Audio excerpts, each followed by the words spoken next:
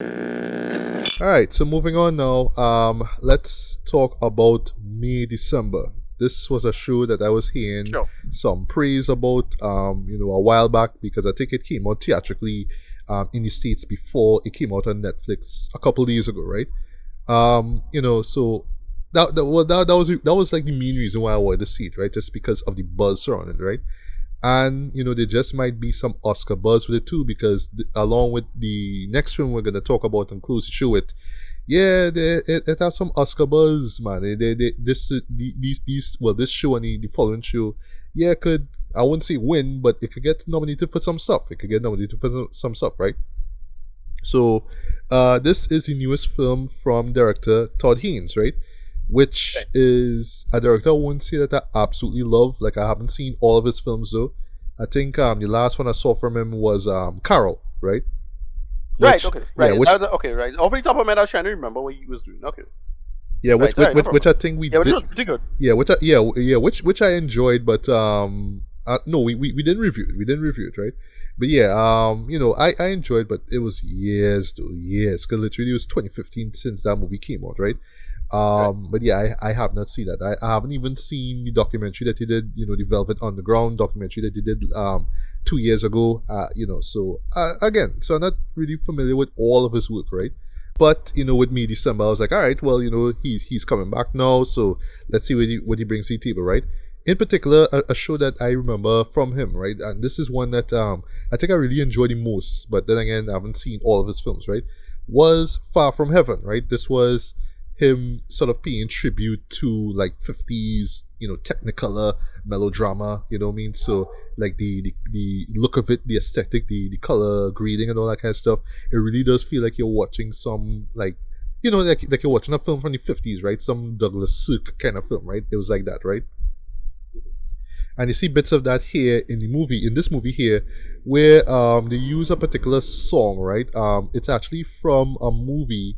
It's actually theme of a movie called The Go Between, right? First time I'm actually hearing about it, right? It came out in 1971. It starred Julie Christie, and like he uses that theme song, and how he uses it though, it's to melodramatic effect. That's all I'll say without spoiling anything. It's kind of funny and weird, but it works. It really reminds me of Far From Heaven a bit, right? But also another reason why I wanted to see this is the leads themselves. That would be McGill, Natalie Portman, and Julianne Moore, right? They are the leads in this, right? So what the show is about, right? So we are introduced to the character of Gracie, who is played by Julianne Moore, right? She's married. She has 3 kids. The 2 oldest actually are about to. I think they're twins, if I'm not mistaken, right? If I'm not mistaken, I believe they are twins, right? Male and female, right? And yeah, they're about to they're about to graduate and stuff like that, right? So I also love how the show does this, right? So we just basically just being fed bits of information, right? We don't really know what the story is about as yet, right? We just kind of watching things build, right? So Natalie Portman's character, her name is Elizabeth Berry, right? She's an actress, right? So she comes to visit Gracie because we learn that Elizabeth is going to be playing Gracie in an indie film. It's going to be like like a based on a true story kind of thing, right? Okay. Interesting. But what the story is about, and you learn this again, you're being spoon fed, but as the story builds, you get the gist of what's going on. It's about a scandal involving Gracie way back in the 90s, right? Where she cheated on her husband, Right. and she was aged 36 years old. She cheated on her husband with a 7th grader. Oh wow. So that's And I love, really good, especially as somebody who don't really know the age brackets when it comes to grades, school grades, like in American schools, right? I know. But I love just first off how they just kept saying 7th I grade. think about form. That's no. Like they keep telling you 7th grade, 7th grade, 7th grade. As only when I'll tell you how it happens, right? It's not a spoiler, but I'll tell you how it happens, right? Somebody actually dropped the age, like Jesus Christ. Dude was 13. Yeah, exactly right. That was saying he's like form 2. Yeah, it was Form 100. I mean, that's like, Okay. yeah, like, But the same grade, yes, I'm grade is okay. Same grade is form 1. Okay. Yeah. even more ironic is that she is now married to this guy. Oh wow. Well, this based on a true story, yeah. Is it? It have a couple. Well, I know one story like this where Right. Well, woman, I know there's stories like this, but I don't know if it's no, based on an a woman, actual but story. it was almost identical to that where the woman cheat on him, she make jail. And yeah, she make jail, and of course, yeah. He grew up, and them get together, and when he when he reach adult, they get together, get married, and had children. And it's like what? I better stick with it. Yeah, boy. It's about a political leader who have a similar situation. I think the French Prime Minister. Oh, really? Look up that. Okay. Macron, I think so. I will look that up. That sounds really interesting. His wife was something like that, was an adult, and he was in kindergarten. Like it was like Oh, a big jeez. gap. Yeah. It was like 20-year gap. It wasn't a relationship, like they didn't meet like that, but the mere fact he was much older or something like that. So she much older. It's weird. It's a whole thing. Jeez, boy. Anyway, whatever. Yeah. So well, okay. So I know it's all of this drama in this. Yeah. Right, So the new husband is Joe, right? This Korean American guy. He's played by Charles Melton. This is actually first time I'm hearing about this guy. I'd seen him. I had to read it about Wikipedia. He was actually in Riverdale. He played Reggie. But I never watched a single episode of Riverdale, so I wouldn't really know. I wouldn't know to see him, like, to be honest. Exactly, right?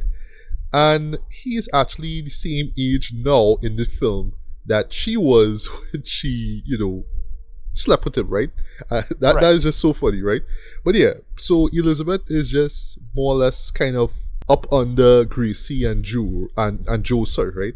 And she just asking them questions, kind of observing them, well, more in particular Gracie, right? Because remember, she has to play her in the film, right? And she keeps asking them questions. She would go to people who knew Elizabeth, who knew what happened with her and Joe.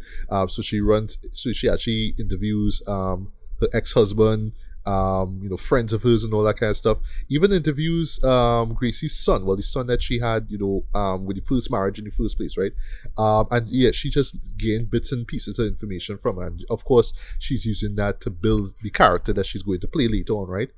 But what they do here, right? And the best show to, the clear influence here is a little classic film called Persona, right? From Ingmar Bergman, one of his best films. I own it on Blu-ray. I love that film, right? Where you have two characters who are significantly different. But the more they get to know each other, the more they start to adopt a similar personality to the point that they become one and the same, right? So it's like that. That's sort of like psycho drama kind of thing going on here, right? And yeah, at the end of the day, that's basically what this show is. Just a psychodrama going on. Elizabeth learning a lot about Gracie, but then it gets to the point of obsession now. I'm not going to say where it leads to, but it's some real salaciousness, right? And just to jump into the review here, right? So one thing that I have to give praise for this show, is it's darker, but it's dark in a sort of like, how to say, like in a really creepy but also in a humorous kind of way, this show is, right? In the sense that, how to say, it's how everybody, like, for example, Gracie, right? She, like, from the moment you see her, right, and how she's established early on in the film, you would think that nothing is wrong with her. She is okay, she married, blah, blah, blah, she kids there, she grandkids there, everything fine, right? But what the show does so well is that when they drop that bombshell as in terms of what happened, right? Because this hint that, she went to jail, right? And I will confess, when I saw the tabloid, I tell myself, okay, I know where I'm going to do. Wait, remember a little bit is this movie with a French actress where she's a serial killer, but she father was a serial killer. What's the name of that movie, boy? Serial killer. Rampling. Charlotte Rampling. Oh gosh. I think Paul Verhoeven did it, I think. Yeah. Elle, that's the name of it. Elle. Right, Elle, yeah. Yeah, that's with Isabel Huppert. She's the star of that, yeah. Yeah, right. Not Charlotte Rampling. Maybe for all I know, she was in that film, right? So yeah, it's just how Todd Haynes himself kind of shows the everydayness of it all, right? Where it's these characters who, I should say in the case of Gracie and Joe, who have kind of successfully moved forward from what happened, but it still lingers underneath, right? And like to the show's credit, or I should say, the argument made here is that, oh, is when Elizabeth show up now to do this thing, oh, that's when you want to bring this thing back up, right? And that's how you really get like some great like moments of tension between Gracie and Joe, right? Because Joe is like uncomfortable as hell with all this, right? Because I remember, is this complete stranger coming into their lives, pretty much want to know everything that happened, right? And then this doing, going to act this out, right, on screen, right? And yeah, it's just drudging up all these old memories and all that kind of stuff that clearly Gracie was trying to just, sweep under the rug and, just move on with your life, right? Like, those things happen, I can't change them, so it's like that, right? I love how the show kind of leaves you to kind of question those things, right? Where, it reminds me also too, I should say, how Gracie's portrayed, right? Excellently by Julianne Moore. Kind of remind me like how Kate Blanchett played, the character of Tar, right? I was not thinking about that. I was thinking about that where, you can't say that white woman. Yeah, right, exactly. Where you're seeing how she moves, right? But they tell you, oh, she did this. And then at the end of the show, they kind of leave you to wonder, all right, so despite that, time has passed since she did the bad deed, should we still respect her? Right. Should we still appreciate her now? Or should we just cancel her out because she did this thing in the past, right? It's like that, right? And I love how they really portray it here, but it's just really more in the everydayness of it all, right? Just everybody, even right down to Joe's daughter, right? Kind of going about life like, yeah, that happened, but it's like that. It's done so well, right? I brought up Persona, right? And yeah, that is like the perfect show to reference it to, right? Because while it doesn't go into a surreal route like how that film did, right? But this one, it's kind of similar in the sense that, it's about the silver screen. It's about this, it's about an actor coming in, playing somebody that is real, right? But, doing a version of that character.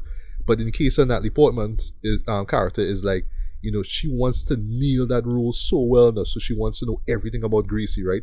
But you're just there like, throughout the film, I'm not gonna say what happens, but throughout the film, you're just there like, all right, but why are you going out your way to learn so much though, Like, all right, I appreciate the fact that you're not just gonna read a tabloid or internet article and base your performance over that. Like, I appreciate you doing a little research, okay, fine, but you're not just sticking with Gracie, you go in and asking other people, right? And it's through those other people, that's where those other pieces of the puzzle, fit in, right? I love that. They knew this about her going in. Yes, she knew. Okay, yeah. right. So that's the twist from our perspective. Right? Yeah, you're right, so right. Playing this controversial figure. Okay, no problem. Exactly, and I'm wondering what you're connected to. All right, yeah, and I love that Elizabeth is the viewer, right? So we learning about the story through her, right? But it's just how far she goes with the obsessiveness. Well, right, it's not like how to say, it's not like stalkerish. It's not kind of voyeuristic aspect to it. That's right. It's just plain. You know this person who have a controversial past, they want to bury it, but you trying to dredge it up just so your fame or whatever, the acting. Exactly. I get that. This is an interesting kind of idea though, right? Because it's to do with Hollywood itself or even what do you call it? This true crime podcast stuff where this kind of lean into the nonsense a little too much. Exactly. And in particular, how one could sensationalize these things. How we should treat these, right? Like back in '92, this happened, right? Could we just treat it as that? It happened and we understood it happened, but look at them, they living their lives normal, right? So to speak, right? So I love how this show kind of plays with those perceptions, right? Acting, everybody, I should say the three leads, right? Completely crushed it, right? Natalie Portman, quite believable as Elizabeth.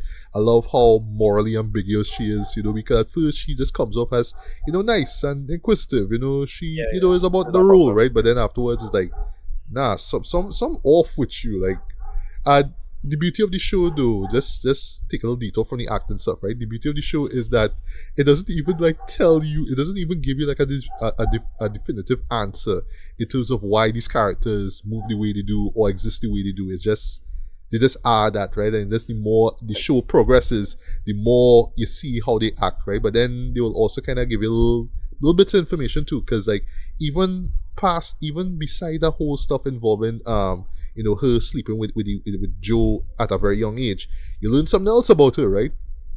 And that kind of add an actual piece of news, oh my god, oh, that explains why she do that for, right? But I love how they just Right. sort of keep it open there, to the point where you and all have to ask yourself, oh, so, even though she went through this, she still did that. So should I still respect her or acknowledge her because of what happened in the past? You know what I mean? Is that I love when shows do that, right? Julian Moore is great too, as great as Greasy. Again, just that moral ambiguity that she brings to the table. I really dug that, right?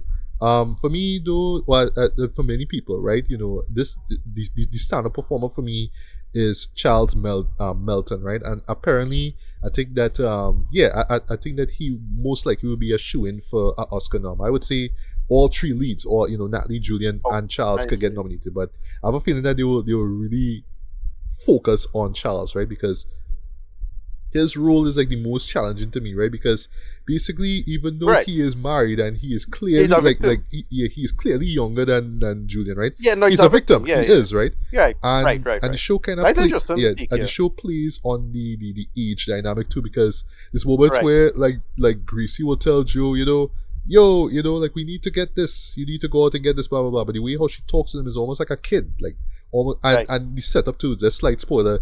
He's there watching TV and she just comes like, you need to get up and Mm. get this and get that. It's almost like you're talking to a child now. And you Yeah. see that how that affects his family too, right? Because like there's a great moment involving him and his son. Well, one of the twins who are about to get graduated, right? About to graduate, sorry. And you could just almost tell like, but it's how they do it too. It's well, without spoiling anything, it's only near the end where you realize, wow, but like it's kind of obvious, but it's how they play it out, and they really pick up on it until they just really hit the nail on the head. Yeah, because of what happened, Joe didn't get that opportunity. He didn't get that chance to really live, go through that normal, like, educational pattern, that, that, Right. that whole high school stuff, because of what Gracie did, right? Like, his Exactly. whole Right. life was changed. They mentioned how they moved, numerous times before settling on a particular island. That's where they call it home, right? So yeah, you could tell like how his life was destroyed because of what happened, right? But Okay. as Joe said, like even back then, he was in love with her, right? So Right. it's again, it's just that moral stuff that the show brings up a lot, right? But again, I just love that the show doesn't stop to tell you this is what this really means. Like, no, it's up to you to really figure things out, right? And where it ends to, I really enjoyed as well. What I was just say though, I think it's technically a long take, at least from what I remember, right? But it's just so meta in terms of the story being told, and it's just so smart and clever, and just makes for such a great ending, right? So, in closing, yeah, I really, really dug this, right? And this is coming from somebody who isn't even the biggest Todd Haynes fan, right? It's salacious without being too, without being too salacious at the same time, right? Like, it's very like what you see So here. it's interesting psychology, I think. Yeah. Right. After the fact now, because again, when you had to deal with these kind of situations of, oh well, how are you gonna deal with this or that or the other? It's like, all right, that interesting. All right. Okay. Right. Well, what I meant really is that like, how to say it, right? Like, it's the underlying darkness of it all that makes it work, right? But it's because of that, and you can tell that's where Todd Haynes is tapping into. You get this sort of morbid kind of humor, this morbid kind of intrigue from it too, right? Because yeah, what you're seeing here is incredibly messed up, huh? But Yeah. again, it's just how everybody kind of have no choice but to just live their lives normal and just be like, all right, it happened. Okay, you can't spend the rest of your lives drudging it up, man. I mean, God, right? But here you have this figure who comes in and literally causes all these issues to spring back up again, for the better and for the worse, right? I just love how it just kind of all plays out, right? Where at the end of the day, it's really an uncomfortable subject being told here, even in the film as well too. It's very uncomfortable, right? But it's the normalcy of it that makes it even more creepy, right? At the end of the day, right? So it's not a thriller. It's really more of a psychodrama, but you could tell that there's a bit of melodrama going. Like, it's a scandal, So it's kind of leaning towards the whole scandalous vibe of it without being too salacious, right? So it's not like celebrating or praising what happened or making it over the top. No, it's just that happened and it was fucked up. Yes, it was. But again, the dark humor comes in how everybody's like trying to move on and trying to be normal with it, and how this one character just kind of saying, you know what, I just do this for a role, you know. You know what I mean? Like I love that. I just love this how she comes into it. Like I just do this for a role, you know. It's a shame I didn't get. It's a shame I didn't get a chance to see this because it really sounded like cause she's just saying it's a role, but like that's such a utilitarian kind of attitude about it. It's so exploitative Exactly. just for a role. Yeah. To judge up this thing in these people's life now. Yeah. All right, I really want to go and see this now. Yeah. It's sounding real cool. Yeah, and it's on Netflix right now, so you all have no excuse. So, of Right, course, okay. you know, not surprising. This is one of the year's best films. It's one of my favorite films of the year. For me, I'm gonna give this a light 4.5 out of 5, man. This was great across the board, right? What I will say though, just to the uninitiated, this is a slow burn, right? But if you stick with it, believe you me, you will be you'll be enjoying the craft in it. You'll be enjoying, you know, the whole underlying tension going on here, right? And in particular, just the ambiguity of these characters, right? You know, it's to the point where nobody really walks out of it like a hero or a villain. Just wow, like look at you, boy. Like you either sorry for them or it's like nah, you on shit, right? So I love how the show does that, right? I really do think that all three leads are gonna get nominated. So, or at least if one get nominated, great, right? You know. So, but I think for me, Charles Melton, he's the one who could get nominated, right? Not gonna say he will win, but I have a feeling that he will get nominated because he just has to do so much emotional heavy lifting without saying much, right? I think that's the beauty of it too. He doesn't really say much, but you can tell he just going through a lot. He's still like he's literally a man child, right? And it's kind of unfortunate. It's not something to laugh at. It's just like, geez, well, like, look at you, right? But yeah, it's on Netflix right now. You see one of the year's best films. You can expect to see this pop up on many other best of lists. And believe you me, just keep your fingers crossed. Yeah, this will get an Oscar nom or some other nom, whether it's like Golden Globe, whatever it is. But yeah, people are going to be talking about this for a while, man. So yeah, definitely check it out. Nice to say, very nice. And I am happy to say that this is the same thing I will say about the Holdovers, right? And we close things off with that. So yeah, well, I'll just do a quick preamble and then you could jump into what the Holdovers is about, right? So also, you know, similar to me, December, heard nothing but great things about it, right? And this came out like a while back, right? I didn't really know much about what the story is about. I went in completely blind. I should say the only thing I knew is that it was set. It's set during Christmas time. That's all I know, right? But and also that is directed by Alexander Payne, right? Who is another director that I appreciate, but I'm not like familiar with all of his films, right? I think the last film I saw from him was Nebraska, and I remember how everybody was hyping up Nebraska, like, oh my god, Nebraska, I love. Nebraska, I don't know Castle's good. Yeah, I like no, that. I enjoy it too. But for me, like my one takeaway was just how crisp that black and white cinematography looked. But that was a superbly looking film. One of the best like modern black and white films I've ever seen, in my opinion, right? But I never saw Downsizing. That was the last film he put out. I remember that kind of sucked. Yeah, I remember that was not great. Yeah, I remember hearing a few things about this. I held off. I remember that was with Matt Damon. Yeah, that was with everybody shrinking. Yeah, that was shit. Yeah, it was shit. Okay, right. Yeah, but like I still haven't seen like About Schmidt and Election. I remember loving that. Oh, About Schmidt. Okay. Yeah.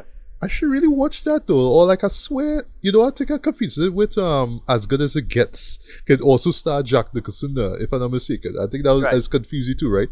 But you know, for me, like the show that I always remember from was Sideways. I thought Sideways was great.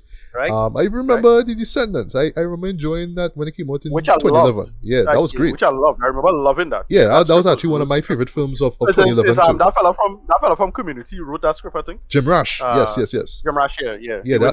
Yeah, that was actually one of my favorite films of 2011 too, right? So point is that this is Alexander's return to the big screen after to the director's chair, I should say, after 6 years, right? So me not going in as a fan and just knowing, you know, it's a Christmas time film and I get a lot of praise. I just went in with my expectations, you know, a little tepid, right? I didn't want to go in all hyped up like, oh my god, this is gonna be the best thing ever, right? And you know, I saw it. I forget. You're telling me he made with his Sideways, and I was like, oh, right, okay, that makes sense. Because it's very He's the same character. I I, find a very similar character. okay, Paul okay. Giamatti's I character. know Paul Giamatti's in Sideways, right? But I don't Yeah. remember much about Sideways other than, oh, it's about wine tasted, right? Well, Yeah, that's, yeah, that's it. part of it. Just the level of pretensions. Yeah. Yeah. So as the Yeah. rain drizzles behind me, if you're hearing that, that's rain, I promise. Yeah, Ricardo, take it away. What was the holdovers about? Oh, so yeah, it's the early 70s, I think 1970. Paul Yeah, yeah. Giamatti's Well, sorry to character. cut you. It's 1970. I have something to talk. I 1970, have yeah, yeah. something to say about that. But when you finish, go ahead. Yeah. So yeah, he's a old classics professor. Um, and he schooled is this kind of boarding school, New England. And he, students are like him. He's kind of a stickler. He's an asshole. He don't play the game. He's one of these. He's basically the teaching version of Dr. Cox, right? He's one of these guys, right? Very, very good. But what happened is that they put him in a because he's a sort of uppity types. He kind of wasn't given one of them any quarter when it comes to some. I think it's grading or something involving discipline. It's grading. Yeah, it's And grading. Mm. yeah, yeah, yeah. And so he now, as they have to sort out his other thing. He had to deal with holdover students for you know dealing with that sooner. And he basically holiday break getting messed up, for that. And yeah, wealthy students, wealthy parents, put him in a bad space. So you undercut. You had to stick with him. That is basically the general premise. And I thought this was okay, right? Didn't super love it, Okay, but okay, okay, pretty good, okay. pretty good. And it is in the same vein as something like, I don't know. It reminded me a little bit of if you remember Mr. Holland's Opus, something like that. Or what was the other one? Oh With gosh, with not Dead Poets Society. yeah, exactly Yeah, that. That yeah. was Robin I was Williams, right? picking up on that kind of vibe. It's Yeah, a it's teacher the that you it's the don't like whole who is oh, you're actually really grown cool here, after right? all, and they form a Right, bond with the student. right. It's that. Yeah. Right, and it's solid character stuff, especially one kid about he feeling kind of distant from his parents, and his mother want to get rid of him, and it's all of them things. We see it before, but it's just really well executed, and the aesthetic of it is what sell me on this. It's like, oh Yes, shit, it boy. really look like a movie from 1970s. It really, Them transitions, boy. I was like, yeah, wow, yeah, that is exactly. pure 70s New American Right, cinema I see here, boy. Wow. exactly. Yeah, yeah, that's what it is. That's the sell. Good character beats. They could have easily played it as a modern thing, but just that little touch really sells it for me. The little touch of making it feel like an old film from roughly 50 years ago, however, right? And it worked. It worked for the most part. It's still character stuff. Paul Giamatti is excellent in this. He is. But the other kids, all the other people, they're good. Everybody he bounces off them really, really well. But yeah, the big, I'll admit, the big sell of this is the cinematography. That's just that Ooh, yeah, approach. yeah. It really looking at watching it, and it's like, yeah, this looking like something probably the late 60s, early 70s, right? Looking so, and it you're fooling your head. They really get that modern cinema thing, and I highly doubt it's possible, but I don't think they actually shoot on film for this. So quite impressive. Hmm. Even to this day, even though I know how to do this on computers and so on, so just the level of craftsmanship from that level is just very impressive. Mhm. The story itself is good. Like again, it don't blow me away, but it's just like a solid comedy drama for some characters coming of age kind of thing. They make it work for what it is, and it's a nice character piece. This is one of those that I could see doing well in the whole doing well in that sense of the culture of I'm sorry in Hollywood in terms of like maybe the award season maybe, but I just thought this was just generally pretty good. I didn't super love it, but good. Just I enjoyed because it just it felt like a movie. I know we on the comic book thing nowadays, but it's a while I sit down and I just watch a movie that feel like a movie in a hot minute, and it is it I enjoyed for that.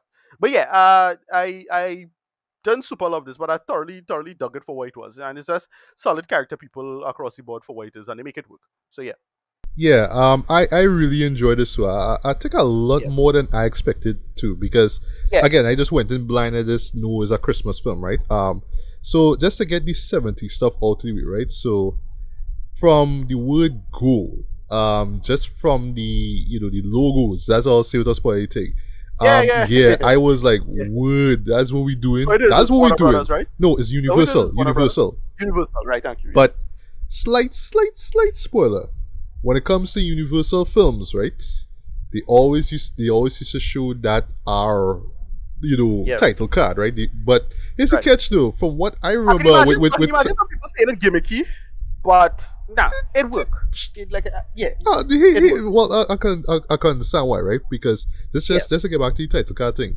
Usually those things pop up at the end of the film now.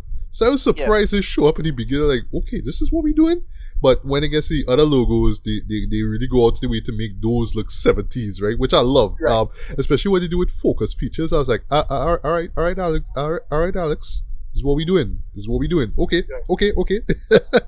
But it's a blink and you miss it moment, right? So if you're familiar with 70s films, right, they always have a way of showing the titles themselves, right? And they Right. would just do like this slow fade out. They do that, right?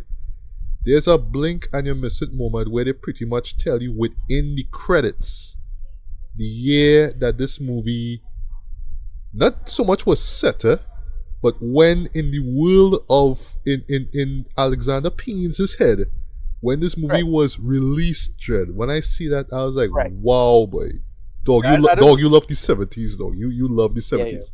You want me to spoil it? I can spoil it.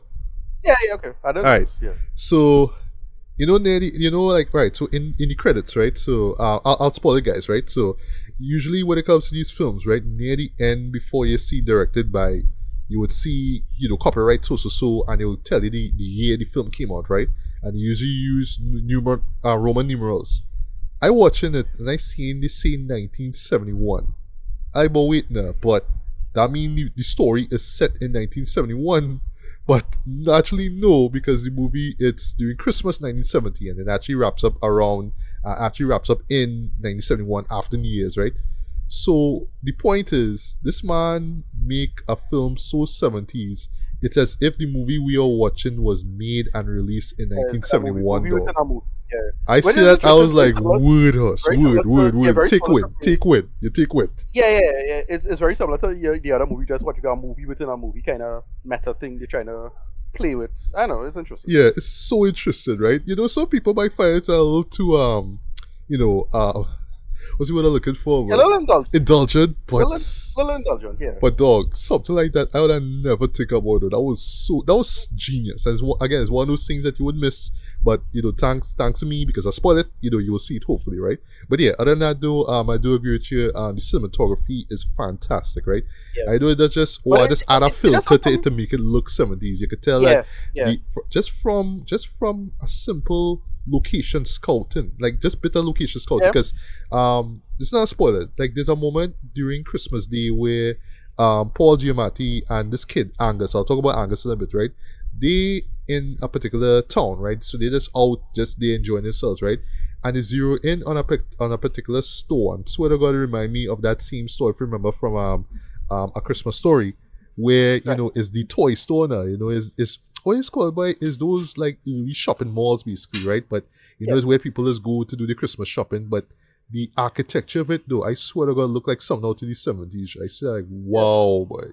So in other words, it's not just a color thing. It's really the lighting. It's really the set design and all that kind of stuff, and the location scouted. They really went out of the way to make the show look as authentic as possible, right? It's not like a And then, pure looking um, 70s film, but I mean, in terms of Yeah. just the aesthetic, they nail it. They really nail it. Yeah, and another thing about it I noticed is the whole aspect of what do you call it, boy? Like just the they did little camera choices. So, like I remember, like this big scene with the boy having this emotional kind of scene, and the camera slowly pulling out. Yes, Slowly pulling yes. Oh, you know what I remember of play? The long take. Yeah, you know what that actually reminds me of the opening scene to The Godfather from 1972. Right. Remember, Yeah. it's a slow zoom out. Although in this case is it's a pull-out, is a but yeah. pull out, right? Yeah, sorry about that. Yeah, right. Yeah. So similar to like that opening shot of Godfather, they do that. But the moment when it's used in this film was is a very emotional moment, right? And for me, that's what got me though. Like I just went and expected this thing to be kind of like this mean-spirited anti-Christmas film, right? Because I just thinking about the setting and the written, it being R and it being a comedy drama. But actually, it's actually less mean spirited than I thought it would have been, right? It's actually very endearing, right? And I think for me, why I enjoy it so much, right, and how I kind of strangely connect it. Yeah, it's about something that people is deal with during Christmas. It's loneliness, right? Whether you're away from family, whether you're away from friends, or if you lost friends and family. Yeah, it's just that feeling like feeling lonely for Christmas. Is that right? And you see it with all three leads, right? Whether it's Paul Giamatti who plays Paul Hunnam, and yes, you are right. He does come off like a asshole at times, but even that and all too is like like a oh gosh, like a shield now. You know what I mean? Like I have to be the smarter man in all of this. Although it had moments where that man would just be dropping a bunch of historical facts, and I'm just like, why? Like, case in point is a moment where he talking to this department store Santa who just there taking a break, drinking a beer, and talking about, do you know that Santa Claus actually doesn't look like that? He actually more looks like with a guy with a robe. And I like, dude, like this is and by the way, this is small talk for him, huh? This is small talk for this guy. I just like, dude, what are you doing? You felt really similar to the character from Sideways. This kind of obnoxious, kind of know-it-all type. And listen, Paul Giamatti just says sell the body language so perfectly. I know, right? So well. But yeah, I enjoy the characterization and why Me too. Yeah. But but the characterization totally works, man. Somebody like Angus Tully, who I'm not gonna get into, right, who's played by Dominic Sessa. First time I'm hearing about him, could have just been your average, snotty rich brat who, complain, why am I not home with my family? I'm here with you, doofuses, or whatever it is, right? But how they flesh out his character was so great, though, that at the end you really sympathize with him, right? So yes, on the surface he comes off like this snotty asshole, similar to Paul, right?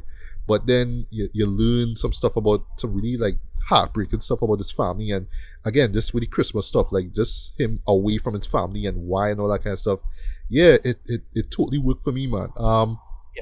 But a performance that a lot of people have been zeroing in on with this film is from Divine Joy Randolph, who I know I saw in a show somewhere. I just can't remember where she's from. Yeah, who plays Mary Lamb, right? She is the head cook there, right?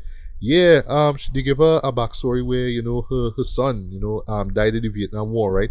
And it's just how she's trying to soldier on and just kind of just stick stay focused on her job, right? She's just doing her job, even though a majority of teachers and students out of the school or the campus, she's still there cooking food and whatnot, right? She's still kind of holding things on, right?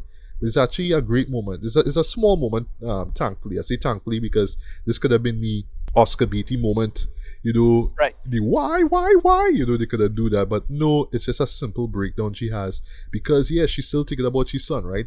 Given the environment that she's in, without spoiling anything, right? And it totally works, right? And I thought that she, she was just so believable, though. Just the way how she composes herself. That's why I love that. It's very grounded, but we never really see the 70s framed like this in that way. Because at the time when the 70s was out in New Hollywood, everything was meant to be, look how grounded it was. But it's still by today's standards, not really, right? It's that. They really feel like a really modern framing of the matter. That's why it works so well done. Yeah, totally agree, man. Yeah, they really do feel like, well, I should say all three leads, because at the end of the day, it's about those three leads, right? I thought it was pretty interesting that it starts off with Angus and four other boys, right? But then, for reasons which caught me by surprise, actually kind of funny and weird at the same time. Those four boys leave, and it's just basically Angus in the school with Paul and Mary, right? And they form this bond. I thought that to me is like the heart of the film. Just these three individuals who are of different, backgrounds who, lonely on Christmas, and they just have no choice but just to keep each other company, so to speak, right? And they form a bond, right? Where it leads in the end, though, especially with Paul and Angus, was so endearing, though, but it caught me by surprise too. And what I was just say without spoiling anything, I think what they're trying to hint at, especially with the last shot of it, which I absolutely love, by the way, is a last action that Paul does, right? I feel it has to do with the idea of this boarding school baton, right? Because throughout, like with his arc, is all about, I was supposed to be one of the best and brightest in that school when I went there as a student, but it didn't play out. And you kind of get the sense that even though he's a lecturer now, you could tell like he is just holding on to so much regret now, but he feels like there's no other place he could go. So he just, they're like, you know what, I gotta just do this, because I'm good at it, right? And I also love how the show doesn't stop to tell you those things. Is like it just in the characterization, it's almost like for me, I had to sit down and like just kind of piece together like moments with him, and I was like, oh, is resentment he feel, because he feels some kind of regret, Right. at the school now, and actually it's revealed later on through a conversation with Paul and Angus that things didn't really work out the way how he expected when he came in as a student, right, at Barton, and look at how they play off him, right? So I love that. I love that it's just real characters who just trying to exist and trying to get by, right? I love that, right? Direction is strong. The writing is great as well. I love the dialogue. I love the back and forth between the amongst the characters as well. I also love that, again, it's not mean-spirited. It really does feel realistically like, a Christmas film, or at least how people in the real world, go about Christmas, right? Not everybody going to go to a Christmas party. You might feel reluctant if they get invited to one, but like in the film, people get invited and they go, and it's just how they feel about it, right? So, it's stuff like that I really appreciate, right? And yeah, acting, everybody knocked it out the park. Whether it's Paul Giamatti, I thought that he was great in this film, though, I must say, right? As Paul. Dominic, was fantastic as Angus. And of course, Devine or Divine, I think it's Devine, whatever, who plays Mary, right? And I call this right now, I'm feeling that all three of them will get Oscar noms as well, too. You know what I mean? I think, similar to like what I say with May December, I'm feeling Dominic might be the one who will get the nom, but I will be happy if Paul and Divine, or Devine Paul get some. ever win? Paul Giamatti ever win for best lead? Did he? Let me see. We still have It's kind of shocking if he never win an Oscar. At least for best supporting. Oh, he was nominated for Cinderella Man, though. It's okay. Okay, really? Oh. I have not seen that show since it came out. Any boxing movie? Yeah, I have not seen that show since it came out. Yeah, acting killed it. Direction is great. Also like dug the humor in it as well too. It's very more how to say it's more of a dramedy than anything else. So when we do get humor, it's very dry, right? But it still works, right? I just love that even with all this stuff about loneliness and whatnot, yeah, it still kind of functions as just this great wholesome Christmas film, right? And just seeing this right off the bat, I could see this being like this, future classic, this Christmas classic now, just for people who, just tired of the same happy joy stuff, when it comes to Christmas films.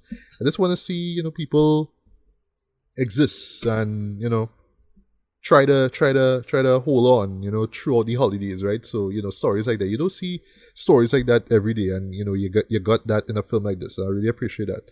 So yeah, as a whole, I really dug this though. The 70s aspect I should mention, by the way, holds the show together.